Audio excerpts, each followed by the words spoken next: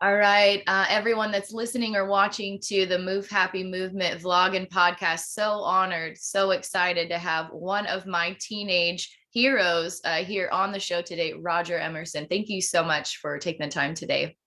Thank you, Erin. This is a real treat and real privilege for me. I'm happy to share. I've been blessed beyond measure, so it's always nice to give back. As my mom used to say, to them that much is given, much is expected. So Yes, I love happy to be that. there. I Yeah. love that. So I always love to share with my audience how I connect with people, and some I connect with very recently. Some have been I've known for quite a long time, and Hmm. for you and I, it actually started from my high school music teacher. Before I even joined his high school, I was invited. I was one of the top people in the junior high to be invited Ah. to audition for his group, and I didn't even realize I didn't make it the first initial time into his group. But there was a senior, well, she was a junior going into her senior year, and she had a bad attitude. She was button heads with one of the president and vice president of the choir, and she wanted to transfer to another high school in the district. And Mr. C said, "No way. You are Wow. not going to run away from Yeah. your problems. If you're going to run away, you need to leave the whole entire district, because I'm friends with all of the other high school directors, and they're not going to want you if you have a bad attitude." Wow. So she actually left the entire school district, which opened up a position for me because I scored the same as her score on this 50-point scale that he had designed. And Wow. a week before the summer camp started, my freshman to sophomore year, he called me and said, "Erin, we have an opening." Bing. And he knew that I Wow. felt rejected, right? Like, oh, but I'm an alternate. Yeah. I don't want to be an alternate.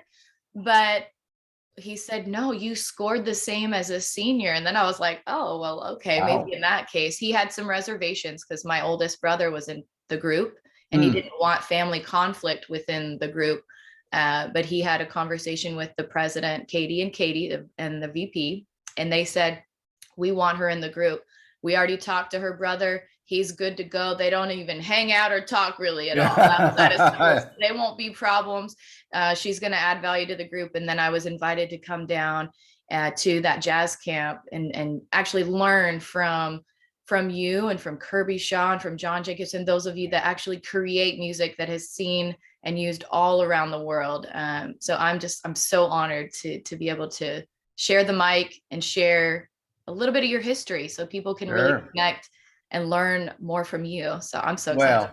Well, you were a delightful student. If I recall, you had a wonderful solo voice as well, and got several solos. I think. I mean, it's been 20 years, but yeah, Yep. it was great having all those Spanaway kids down and Mr. C, Bernie Krause, and it was terrific for us. We started the show choir camp because we wanted to raise the bar here in Northern California, in Siskiyou Yes. County.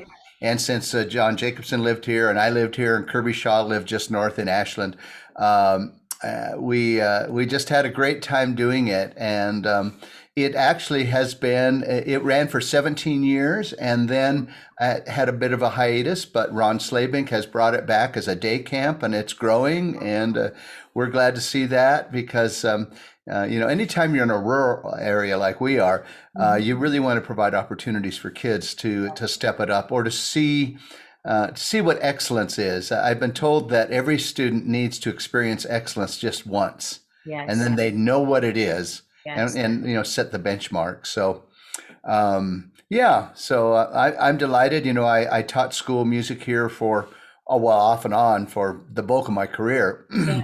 I taught kindergarten through eighth grade, band and choir and guitar, and then high school, and then community college. And I didn't set out to be a music teacher. I grew up in Southern California. Mhm. I came from a musical family. My mom used to arrange music for live radio back in like the 30s. Oh, So I wow. had it in my genes. My two older brothers were musical, Mhm. and so I started. I begged for guitar lessons at the age of 10, and started playing guitar. Thought I was going to be a jazz guitarist, but that didn't happen. I'm sort of glad. I love jazz guitar, but singing was really something that we did in our home. I love to sing. And so accompanying myself singing and then writing songs as a teenager and playing in a rock and roll band, and finally deciding to go to college up here at College of the Siskiyous with Kirby Shaw sort of, Mhm. set me on the course, I suppose, that, made me a professional arranger and composer Mm. as I started writing for my own kids back in the late 70s. So this is my 45th year. So Love I'm it. glad to still be doing it. And yeah, so I love it. that's That's beautiful. And that's a beautiful synopsis of kind of your life and influences and whatnot. What was the inspiration, or what was that moment to start this camp? Did y'all have a conversation? Was this over dinner or? I don't remember. Well, I do sort of remember the parameters. There was a gentleman here who wanted to start a jazz band camp Hmm. and at the college, and it just sort of, light bulb went off. First of all, because Kirby and John and I would all travel to the Midwest and do show car camps of America, Uh-huh. every summer, and said, why don't we do it here and sleep in our own beds? Yeah. And it was never to make money particularly. It was really to provide a service. But I remember some years we had over 100 kids, Yeah. and it was just it was really fun. Teaching music. If you get great kids like you, Yeah. it's fun, and that you change lives. Yes. You give kids a home, a Yes. place that's consistent and hopefully joyous, which I think is important, particularly maybe more important now than ever. After Absolutely. COVID and everything, I'm convinced that the socialization that takes place in our ensembles will be even more important and more utilized, hopefully going forward, Hmm. as kids get back to really relearning socialization. Yes. From what I'm hearing from teachers is they don't they don't know how to interact well between that, and you got to realize digital technology, Yes. social media. We have gotten away from getting together one on one and having a conversation and Mhm. relationships that way. And so I'm hoping that we are poised for a huge renaissance in music ensembles of any kind, team Yeah. sports, etc. So Absolutely. Yeah. And you raise a great point. When I was in 2020, I was stuck in another state unexpectedly. And my landlord at the time, she graciously let me stay with her. She was in her own version of it wasn't a show choir, it was a choir in the Midwest. And mhm. she was struggling because they were doing all of their Zoom choir rehearsals, and the timing. I mean, if you're a musician, you understand, like, Yeah, you have to all have the same timing and the delay of the text. So I yeah, you think can't that really. technology will be upgraded based on the needs of the consumers, to be able to do real time. Let's do rehearsal on the spot, Yeah, and have those performances, maybe duets, or whole yeah, choirs singing from all around the world at the same time. That's not where we're at right now. I've yeah, learned that hosting 11 concerts last year. It's the yeah. sound quality does not go through live as well as it needs to. No, it's really hard. There actually is some advanced technology that allows everything to sync up properly, but it's very costly. You have Yes. to have high-speed internet. You've got to have the computer interface that removes the latency or Mhm. compensates for the latency and those kinds of things. But again, of course, my hope is that we don't have to do that very often, and that we can get Yeah. back to in To come person. back in person. Yeah, because there's something supernatural about the energy of a room when you get to Yeah. rehearse your music. And not only that, but you get to have your fun from a choir member perspective, your Yes. fun little conversations if you're in Yeah. the alto section while they're working with the tenors, because Yeah. that's, you have these little things that you don't really think about or talk about that aren't happening right now, It's with distant learning. Yeah, So it's part of the gig.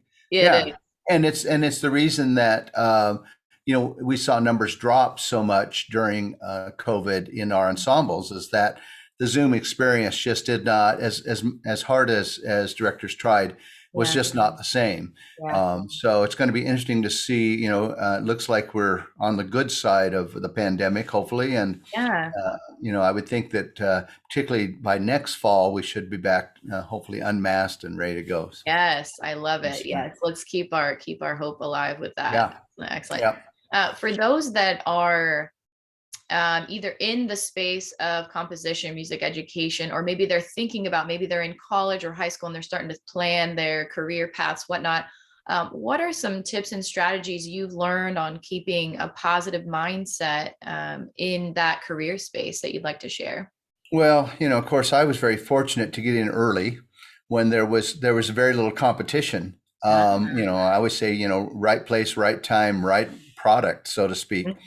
And so, like I say, and I have a relationship with a publisher, contract. So mhm, it's a very easy, from a logistical standpoint, it's quite easy.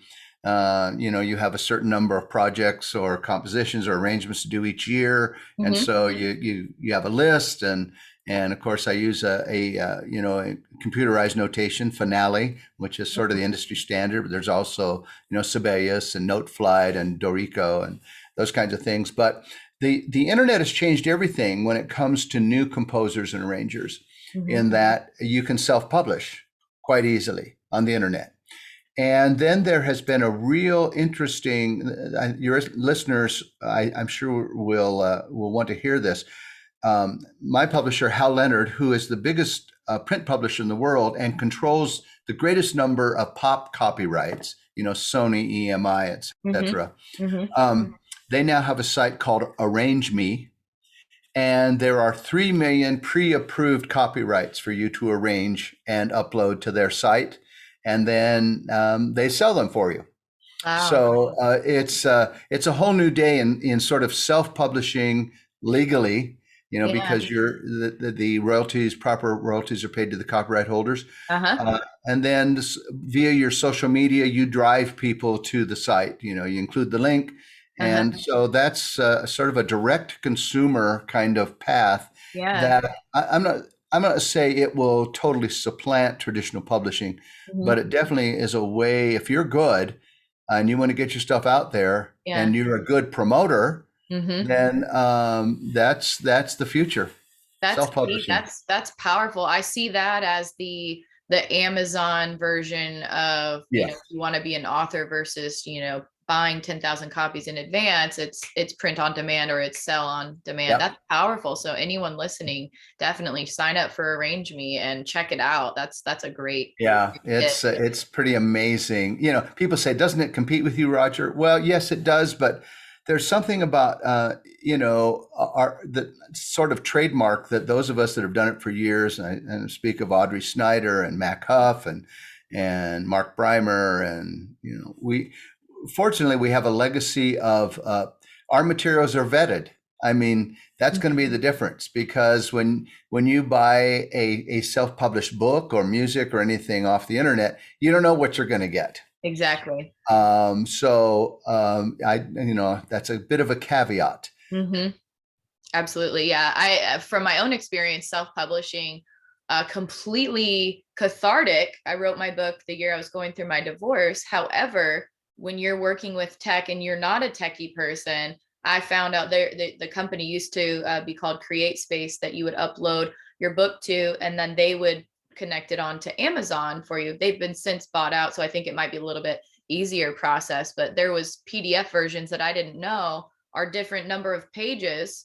Sure. And what I was seeing on my computer, and the person I'm talking to is in another country and speaks multiple languages, which I love. However, her version of the PDF that she was seeing was a different size, which changed the spine size. So Right. then I'm working with my illustrator that did the book cover and the back end, the spine size, and three different organizations. And I'm just like, let's just submit it. There's going to be typos on it. I don't care. It Yeah. was like, it was no longer fun. So I Yeah. definitely see the value of the traditional professional route where you hire someone that, is excellent at doing all those things. Yes. Yeah. Uh, but there's pros and cons if you're on a budget and you're trying to submit your own music, Yeah. how it will come out. So definitely check what it looks like before your whole Right. audience looks at it. Yeah, yeah. It's we take for granted our editorial staff. That's for Yeah, sure. Because yeah, I've done some uploading of a few charts myself directly to Arrange Me, and I make them look as good as I can, and yeah, I'm very careful. It never looks as good as when the professionals do it. So exactly. Yeah, lean into your strengths and hire out your weaknesses. yeah, yeah, you're absolutely right. Mhm. Yeah. Good Absolutely. call. So great tips on mindset. Second pillar of Move Happy is all about building strong communities. If we are connected socially, we know that that can impact our happiness level. Or on the other side of the end, if we're connecting with people that aren't so good for us, or Yes. isolating ourselves completely, that might make us a little bit more depressed or sad or mopey or whatnot. In the music industry and being a leader in that space for 45 plus years, what are some tips you've learned in building strong communities amongst other professional musicians that you'd like to share? Well, a couple things. I always say there are a lot of talented people out there. You hire people you like Yes. and that are generally easy to work with, Yeah. and that's sort of some people are. I don't want to say that you can't change, but the fact is some people are just more accommodating than others. But those are the ones who get hired. When it comes to social media, of course, I've been a major Facebooker since its inception, I think almost, Mm-hmm. and it's been great for me. As there's more people writing and more competition, it has helped me sort of surface, I think, as still a relevant entity Yeah. and spokesperson for the choral community. I try and be as helpful as I can. When I have teachers who need something they can't find or something's out of print, Mm-hmm. I realize, and people say, "Well, what? How can you be so accessible?" And I go, "It's a pretty small community, choir Yeah. directors. There Yeah. really is, and we're all in this together." So Absolutely. anything that I can do to make the job easier, because it's the hardest job I ever loved was being a music teacher. There are just so many variables, and it's very rewarding, but very fatiguing. And you're always thinking about, how do I meet this child or these kids with the music I'm choosing or the activities that I'm creating? Mhm. And it's a hard but rewarding gig. So social media has been really good for me that way. Mhm. Been very fortunate. So Yeah. And that's a great tip, I think, in general for people, is to use the tools that we have, the resources we have. It's free to be on social media.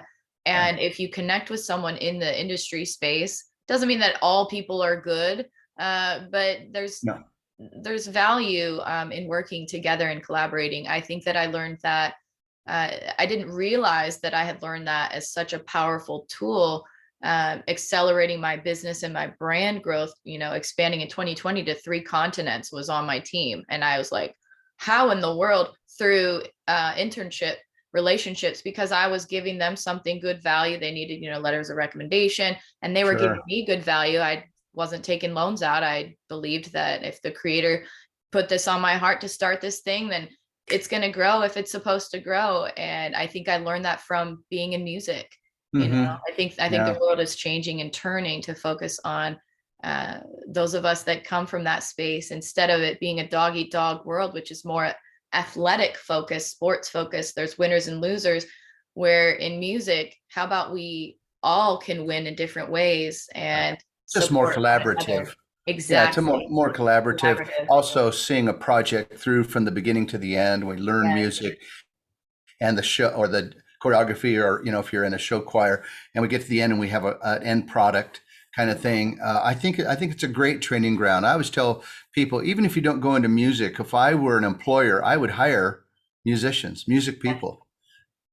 They tend to be good. They tend to Absolutely. be focused. They tend to have a good work ethic. Mhm. And again, they've seen the process through. So, Absolutely. Yeah. And even if it's done and you feel excellent about it, it can always be improved for the sure. next time. I think that's like a positive and negative of being an artist. It's like that self-loathing. Oh, it wasn't, I should have done it this way. But I think learning to focus on that progress is Yeah. key. So thank you for those tips. No, you bet.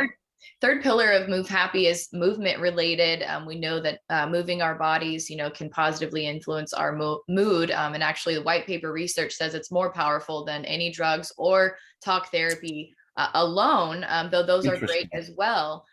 So what are your most enjoyable things that you love to do to move your body? Would it be Well, anything, or is I, it something else?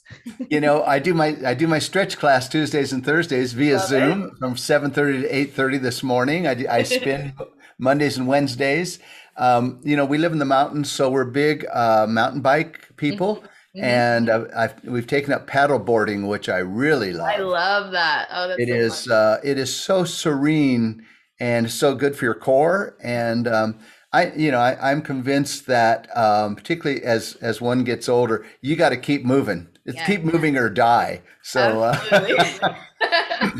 and I can tell when I don't that thing that it gets it just gets hard. You got to keep at it, and Yes. then you feel good. So Yeah, absolutely. I love that. I love that. So what is something that you're really excited about, project you're working on, or if you have a new offering you'd like to share with our audience? I know there's people that are going to want to connect with you or purchase from you, etc. What's that for you? well, I'm very fortunate that my publisher Hal Leonard.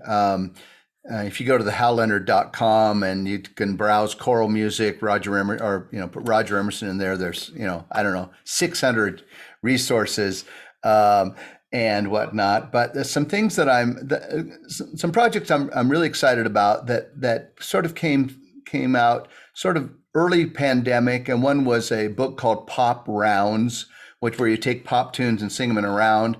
That was Ooh. and it was available digitally, so it sold quite well during the pandemic because Mhm. that's about all we could do, Yeah. And then I also did for Hal Leonard a new book called the Hal Leonard Vocal Method, which really there's a tenor bass version and a soprano alto version, and it's for the lay person who wants to learn to sing better. I And it's love got like that. 12 pop songs, and each one has a lesson Mhm. about phrasing or about breath control or those kinds of things. So that was sort of a new direction for me. And then, as you and I were chatting early on, and I know that your heart is so and your work so involved with suicide prevention, Yes. is I wrote a song about 12 years ago after a young student that I had who'd gone on to college committed suicide, and it's called Cameron's Song. And I finally have done a choral version, and it's being engraved right now. And it's I hope that a lot of middle and high school teachers will consider it. Yeah. It has a whole preface on teen suicide in particular and where to go to get help. And then the words are certainly poignant about asking for help, Yeah. reaching out, Wow. and so you can live your life of promise. That's a line from it. So yeah, I'm very excited about it because I think it's important work. So Absolutely. 100%. I had my first thought around suicide as a 14-year-old a few mm, weeks before being invited to your jazz wow, camp. So wow, the work that you guys do is completely healing. I had no self-harm thoughts for 3 years with Mr. Krause and being a part of your wow. jazz camp. Yeah, just Very shows powerful. you. So yeah, it's and a lot of people deal with it. Yes. It's more pervasive than anyone wants to admit. Yes. Uh, and anything we can do, to help, as teachers, as educators, as friends, Mhm. as family, Yeah. to help. So, Absolutely. What I found in the last, because I've been serious about Move Happy since 2018, Cinco de Mayo. I flew across the country, helped a family member. Uh, Back then, posting on social media and trying to do an ad on Instagram and Facebook in that year, my ads were getting shut down because I had the hashtag depression. So I mhm, had to actually change the spelling of it because they didn't want anything, even though it was mental health related. I had to request for a human being to review my ad. And I kept telling them, this is my purpose. I'm not trying to encourage people to harm themselves. I'm right. trying to stop it by Wow. having those conversations. And I believe, for my own personal experience, there was an eighth grader in our district that had ended his life, that was a part of the music community, and that was a couple months before, and just other stressors in life. I got to my peak for myself, and thankfully the creator stepped in and provided me a music leader that had 25 years, I think, experience in his Yeah. background in something that I enjoyed and I wanted to be. Since I was 9 years old, I wanted to be a part of his music company group because my oldest brother was around. And my mom would Right. drive me around to all of their gigs because I was Yeah. homeschooled. And so I got, Yeah. that influence and whatnot. So I really believe what you're doing is powerful. Cameron's song needs to be in every school, Thank you. translated into all languages so that Let's children hope. all around the world can listen and can sing it. Because when you sing it, then you're teaching yourself too to Yeah. ask for help and whatnot. Yeah. So that's beautiful. I love that. Thank you for sharing that. And I'm excited. I'm going to share it with my whole network and anyone Thank listening. you. How do they buy the song? Do they go Well, on Hal it'll Leonard? be from the Hal Leonard website. Okay. They also own Sheet Music Direct. I'm sure it Okay. will also be at JW Pepper when it's finally in print, which Okay. should be in the next a month or two. The Okay. recording's being done right now, and the engraving's being done. So certainly late spring or this summer for the fall. Okay. That's sort of the goal. But yeah, I'm like I say, I'm hoping that people won't be afraid to address it with their ensembles, because research just shows that it's when you don't talk about it that it's a problem. Absolutely. And kids are hearing about it. Yeah. I have a strong feeling there's a lot of it going on right now in the world. Yeah. And so I encourage everyone to start talking about it and talk about solutions, talk about it's okay to get therapy if you need it. It's okay to join choir if you need whatever it is that Yeah. you need that you enjoy doing. And parents, if there are parents listening to this show right now, talk to your doctors about alternative methods instead of just giving your children pills, because their brains are still growing, hormones are still in Hmm. flux, and we need people like you to step up and Yeah. start Thank you. creating music. So I appreciate that. For My those pleasure. that listen to the show and have been fans since I launched this in 2019. I always love to close out the show with something because we talk about, obviously we've been talking about a deep topic. So bringing it back to a little lighter side of things. I always do an impromptu, something on the spot. Hit It's where me. we have that variety in there. And we had talked earlier about your childhood and being in a family of musicians and whatnot. So I'm just literally just thinking of this on the spot. What was your first gig you remember ever performing? And what was the I have. age? Like, tell us the details around that. What were you playing or singing? And yeah. I was singing. Yeah, I Okay. was. I was in first grade, so I must have been 5 or 6. Okay. And the teacher must have heard my voice and that I could match pitch, I suppose. But in those days, in the first and second grade, we did a lot of square dancing, and there was a song Oh. called "Oh Johnny, Oh," and I remember her sending me home with the record. It was probably a 78. I mean, it was 1956 or whatever, Love it. and learning the song. And I remember, standing up on the stage while they square dance, singing along with Oh Johnny, Oh. And of course, the funny part is it was one of those old school cafeterias that had the asbestos tile with the holes in it. And I remember looking up and counting the holes while I was singing because I was so nervous. So Oh, that's yeah, beautiful. And that's she loved your that's voice. it. That's number one. I love it. That's so beautiful. And look at you now. So encouragement is key. Yeah, Teachers, if you see something good in your kids, point yeah, it out to them, speak it to them, give them the next level challenge, give them the record and challenge them to yeah. take it to the next level. I love Yeah, that. it was pretty cool. It's been a great run. I've been very blessed beyond measure, as I I say. love it. So Yeah. what's next for you in the next season for you? Well, I always have a list of songs that in the spring and summer I will pitch to the publisher and say, hey, I'd like to do this, this, this, and this. Of Awesome. course, we've been busy with all the Disney Encanto stuff, and doing those arrangements. We also have a new series at Hal Leonard that is sort of linked to the Cameron song called Voices in Harmony that has it embeds social emotional learning within the instruction of the piece and the piece itself. So there's a whole QR code that takes you to videos, that takes you to background. Excited about that.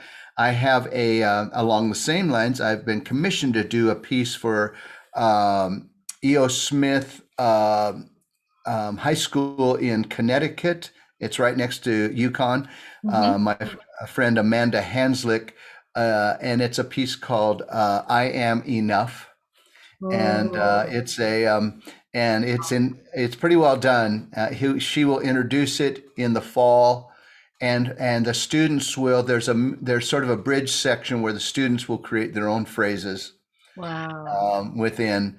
And yeah, so I'm very excited about that because it's a stretch for me, Yeah. to and when she asked me, I'd like to commission this piece. And I'm not good at commissions, but I go, if you want me to, I'll dive in. But she's very pleased with the way it's going. So I yeah. love that. Oh my goodness. If there was any person or organization that you haven't yet had a chance to work with, who would you dream of doing either a project for or working alongside?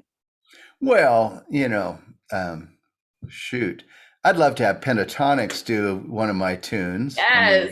mean, they're terrific. Yeah, I've been very fortunate. You get to interface with people. We were talking early on about um, self-doubt, and I'm acquaintances with Stephen Schwartz, who of course wrote Godspell and Wicked, and Mhm. in his book about Wicked, he talks about just doubting everything. Wow. And so that's the human condition when it comes to an artist, wondering if what they're creating is good Yeah. enough. Am I enough? I Yeah. am enough. So Yeah. I love it. Well, I know I've got all kinds of listeners from all around the globe. So Pentatonics, reach out to Roger ASAP. Let's get there you this go. happening Yeah. ASAP. Well, I know several of the guys. Ben Bram, who's a fabulous arranger for them. These young guys are just terrific. So and young gals, they're out there, Yeah. and we'll see one of these Why days. not? Why not? Let's make it happen. Well, this has Sounds been so good. fun. Thank you so much again for being a part of the show. My treat. Thank you.